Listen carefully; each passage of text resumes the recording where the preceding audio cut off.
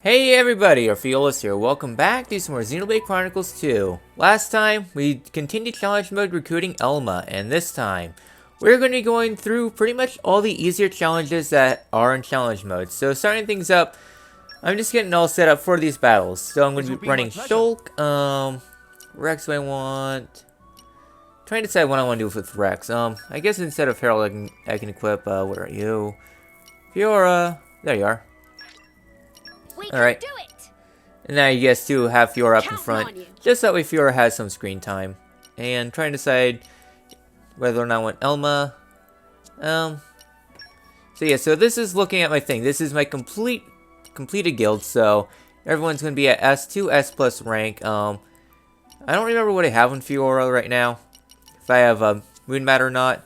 So yeah, so everyone's pretty much at high strength. So going over all the accessories, Advent Guard's going to be really useful for healing, and then just run whatever you feel like running. I have some higher level stuff. Overclock Bangle's going to be my main thing on Tora. Overclock and Master Scope. Beta Scope's a good alternative. Then just run whatever you feel like doing. If you want to run some critical ups, you can. If you want to run some chain attack stuff, you can. Chain attacks are going to be a little more risky heading towards the later part of challenge mode, so I'm going to be going for more of a driver lock thing. And then here's all my accessories I'm running. Night Vision, Max Evade, Opening Arts, just trying to increase my damage a bit. Shulk, I guess, can put some shoulder to shoulder, so that way we can get some higher affinity at the start of battle. I guess trust. And then, yeah, so this is pretty much all I'm running. Fiora, Nia I'm also going to be running a little bit, not really. And then, yeah, a lot of this stuff is just optimized stuff from my speedrun. So, as for your pouch items, very good items are going to be ones that increase your party gauge gain and recharges your arts. So I'm running Victory Smoothie and the Jelly. Really good stuff. And as for affinity charts, make sure you're filled up as much as you possibly can. A good one that I kind of go over if I'm looking for it, there we go. I kind of glossed over, it's like, if you die, you revive with 1 HP. So, with this, let's get started on the Land of Challenge.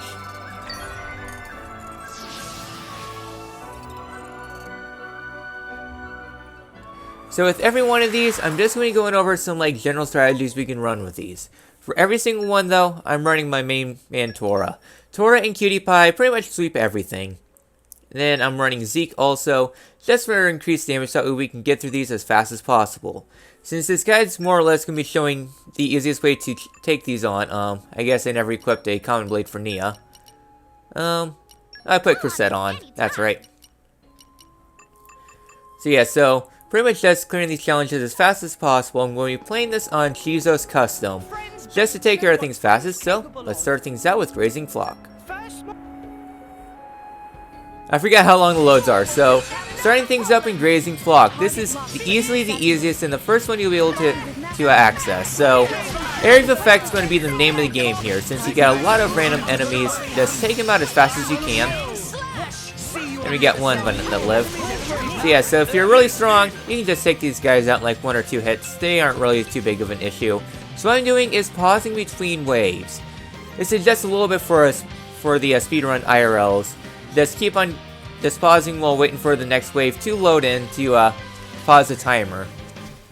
And just to decrease your time so that we have the fastest time possible, but I'm really only going to be doing this for this battle, not really going to do it for any others. So, this next wave has some Capybabas and some Warriors. Again, they're not really too much. If you're at maximal optimization, you can run this in Bringer Chaos and not really struggle that much. So, pausing to wait for the next wave. It's quite a bit of wait for between the waves. So, anytime now. Yeah, I get really happy with the pause while waiting. Alright, there we go. So, for wave 3, we get some Anludes. Anludes, again, they aren't too bad, just be careful behind them because they can drop kick you. Alright, take out the X, another Anlude. And then a Garafa to end this wave out. So that ends wave 3. They get collecting the affinity stuff. You want to collect orbs, especially if you're playing through your first time. Don't worry about time, you really want to optimize yourself. And lastly, we get ourselves a Bluefo. Bluefos, they aren't really that hard. There we go. That was wave 4. I do believe we have one more wave. Just collecting more There we go. Just waiting for the final wave to spawn in. So yeah, so 3 treasure chests equals max rewards. For the lower challenges, don't really worry about it. Worry about it more for like level 3 and such when you get the good challenge mode exclusive stuff. And we get some arm moves here. Not really too much of an issue. And an Arteron to wrap things up. Alright, get out of here. And I do believe that was it. So you just collect your last orbs and wait for the final time. Minute 43 it looks like. Minute 42. So, we've completed the first challenge. Next challenge, here we come. Alright then, so our next challenge is going to be Pest Control. So you might have noticed that I have affinity rewards. These are also showing the best way to go about it. For Shulk and Fiora, you will have to do a little bit of stuff between waves, like going out to All Rest, doing some work missions and such, just to fill things up before you head on to the next one to finish things out. Next up, more Caterpiles. Hooray, super easy battles. Yeah, they just go down one hit. Alright, where's wave 3 at? Wave 3. Mine spawning right now? There we go. The next up we get even more Caterpiles. Man, these gardens really let themselves go. I guess we're walking insecticides. So just waiting on for the next battle. Alright, so we get some Ricks here. Ricks, they aren't really too bad. And if we'll come. There we go. So this is the vision being done in action. The quick time event's super easy to do. There we go. As if I needed it. Steady beam is super overpowered. So I guess waiting on for the final wave. There we go. We have ourselves a gigantic Rick, level 36. So they really spike up in levels. But again, levels aren't the most important thing in the game. Yeah, Blood Anchor doesn't really do too much. It's a relatively easy thing, all things considered. So, just waiting on the timer to finish things out. Just didn't really need to. And minute 18, not too bad. So, Pest Control again, really easy to do.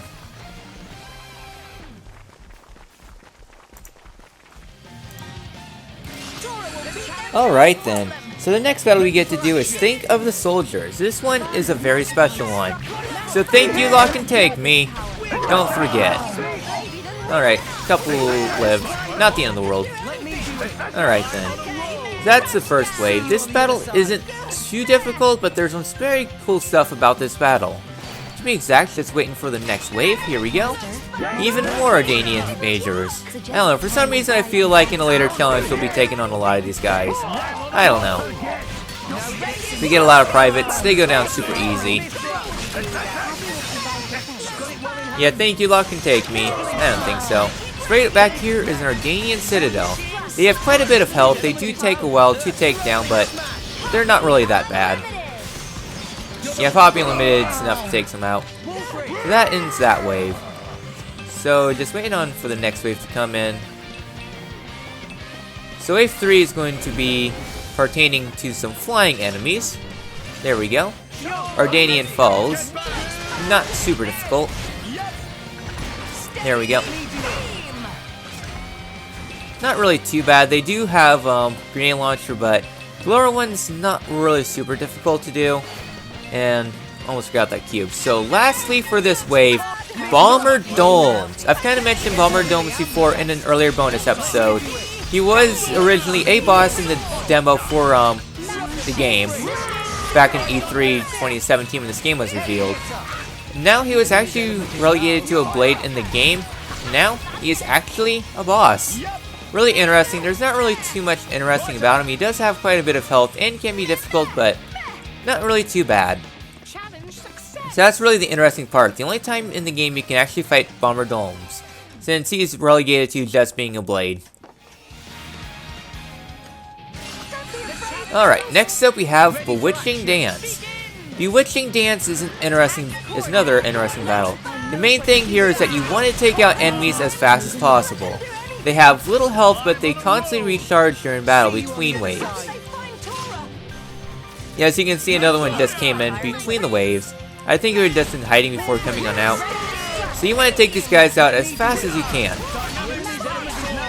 Yeah, wave 2 comes in immediately.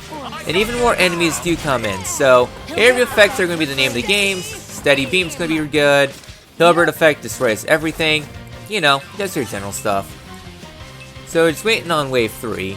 So those enemies are there more or less to stall you out. Wave 3, things are not really too bad, just more skeeters to cause some misery. Okay, so just a lot of enemies, but again, not terrible. It's not until the later waves where things get a little bit more tricky. Waiting on the next wave. Alright, here we go. 3 Flombuses will spawn for the final battle. So this is where things really get chaotic because there's going to be 3 of them. However, though, really strong team. Not really terrible, but if you get overwhelmed, it can get really nasty. So that was really Bewitching Dance. Not really too much there.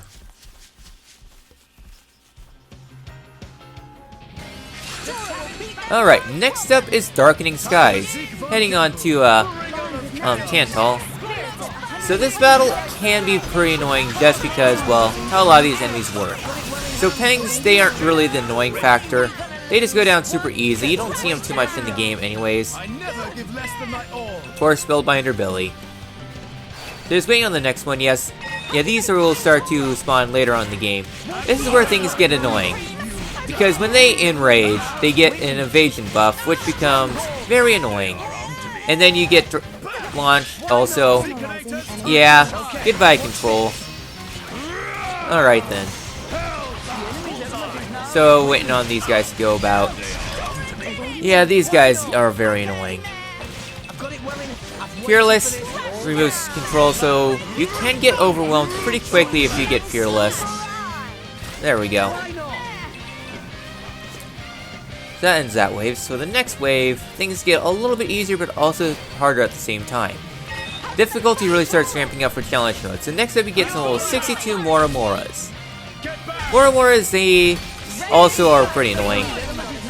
Yeah, once they get enraged, they get evasion buff, where you have to sit through a lot of evades, and yeah, I'm not really too big of a fan of evade enrages. Alright, take out this wave. There we go. Curse, you stupid evade. Alright. So every single enemy they drop, there's a super strong orb that gives you a lot of points compared to a lot of smaller ones. So Lexos, they are annoying because you have Shackle Blades, but they can really stall you out. So Resist Shackle Blade might be, Shackle Driver might be really useful here. Alright, reach level 3. We get 3 chests. So next up, we get ourselves a Serpon, level 68. Really strong, and plus I do believe they resist breaks, so fusion combos aren't going to be super great here. Just rely on your specials, especially if they're weak to ice. There we go. Hooray! No evasion! So we have Wave 6, the final wave. Level 70 Squood. Well, you're no Cloud Sea King, but you are pretty strong, so going to be a little bit difficult to take down. Thankfully, they are weak to break, so prepare to get driver locked. All I know is that your future brother, well, your older brother is going to get really driver locked.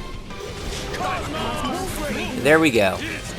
Not terrible, but the enemies can be very annoying to take down. So that ends that battle.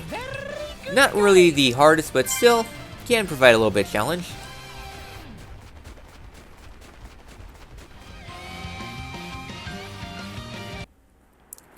Alright then, so the reason why I'm kind of adding this in here, I've been cutting these out. So the rewards begin to increase once you complete that one, level 3. Essentially once you proceed to Chapter 7, the rewards increase because this one you get level 5 Night Vision. And in this one, which is why I kept it in, level 6 Wood on Resistance, level 2 specials. Level 6s are challenge mode exclusive. Pretty nice. Next up, we get Sacred Wood. Cue all the bad jokes. So the challenge here is going to be taking down the totem. Throughout the battle, many enemies will join in. One thing about custom mode though is that you can decrease enemy frequency. This guy already has a very low attack rate, so if you decrease it even more, you can beat him before he summons anyone. At higher difficulties though, more enemies will come in, so you'll have to take them out one at a time. And then also be able to enrage the enemies to cause even more damage. Things can be really difficult. However though, on Chizos, this guy is literally free. The main thing though is that he has a lot of HP and a lot of defense. It's like 3,500. Cosmos and Telos are super useful here because their attacks ignore defense. Yeah, like thousands compared to like hundreds of thousands for Cosmos. It's a huge difference. So Cosmos and Telos are really good here. Alright, you won't have enough if you do this strategy though for level 3. But you will have to wait for enemies to come in. On normal, more enemies will come in. They can be annoying, but not the worst thing in the world. Alright, next up is Temperate Titan Standoff. If you have ether cannons, this is where you shine. Because, come down here. Not too bad. Oh, there's 3 enemies here. Level 60 Elika, level 80 Aspar, and level 70 enemy. So the thing about that Aspar though is he was actually nerfed. Originally going to be originally a lot stronger. They nerfed the enemy there since it was causing a lot more challenge than what the tier ranking for this suggested. So they gave him a little bit of a nerf. Not really too bad. I remember defeating him easily on easy even before the patch. So yeah, so not terrible, but that guy can provide a lot of issues. So ether cannon, take him out far away, fall down, and then go in from there. Next up is Panic at the Seaside. This battle, it might seem innocent at first until you realize a lot of Aligos come in. So Aligos, they can be pretty annoying. So just take them out. Just wait for these guys to come out. So those enemies are out, but the real threats come from the irregular beach. Because you just have some regular crabbles to take out in the meantime before more waves come in. So yeah, so you just take them out in the meantime just to maintain your art, because they reset between waves. Double bite, you. Alright, you'll have fun, I just want my rewards. Alright, so we get some urchins here. Also annoying, but not the end of the world. There we go. Check out that guy. So there's a few more on the beach that are wandering around. However, though, we have wave 3, even more Aligos. Yeah, there's a lot of Aligos here, and that guy's on top of the other guy. Alright, steady beam, you're so strong. Alright, you'll have fun, I'm here to collect my rewards. Alright, one last Aligo to take out. There we go. That ends that, so I guess we got this urchin back here that's still around. Goodbye, urchin. So wave 4.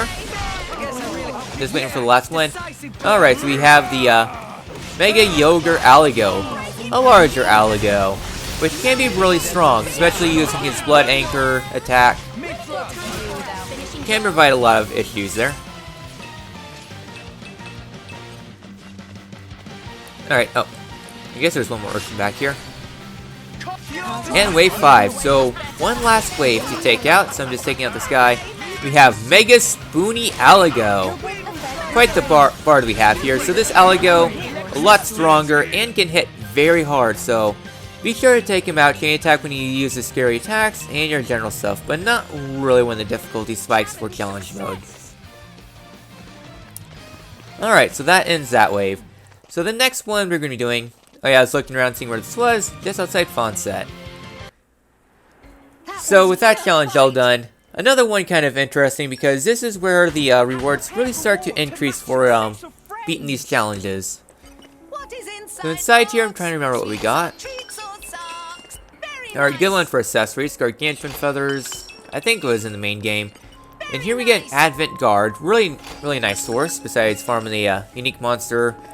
And then, not really too much there. So for the final challenge we're going to do this episode, you require Tora to be alone. There's only a couple challenges that require Tora to be alone. So we have Tiger IRL. Yeah, we have Dread Contagion that I skipped over. It's 4 stars. I'll save it for next episode. So it's Tiger time. Alright. And last we have Tiger IRL. A lot of us see enemies that you might dig up while doing some salvaging. Steady beam, you're so strong. Alright, so just clearing up towards the first wave.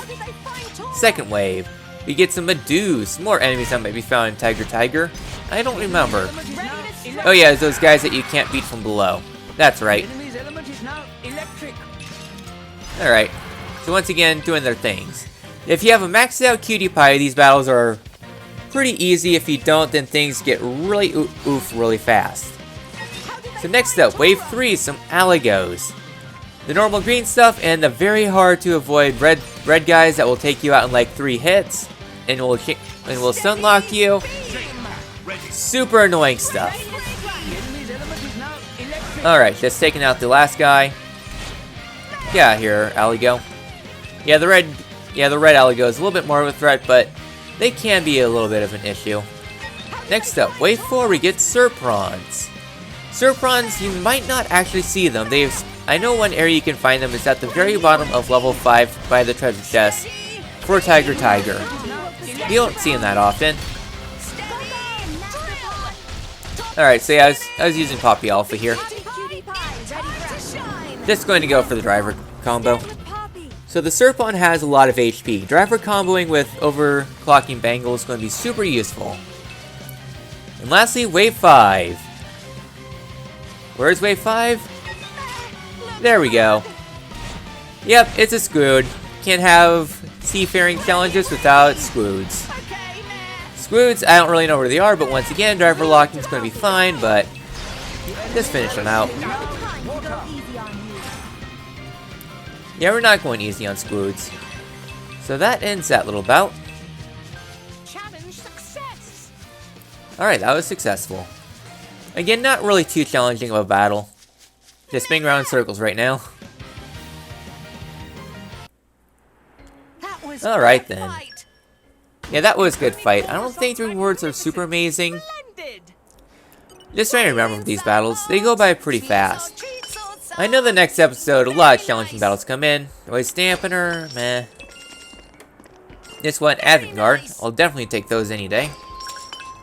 And the last one... Oh, Glamorous Swimsuit. Very good for Nia to equip on Dagus. So, we made a pretty good start this episode, taking out some of the challenge mode stuff. And we still have a ways to go. Yeah, that stuff was more or less the easy battles.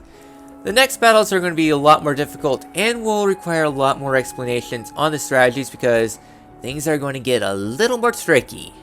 Next time in Xenoblade Chronicles 2, we have fun with even harder challenges. Challenge mode is really beginning. I will see you guys then.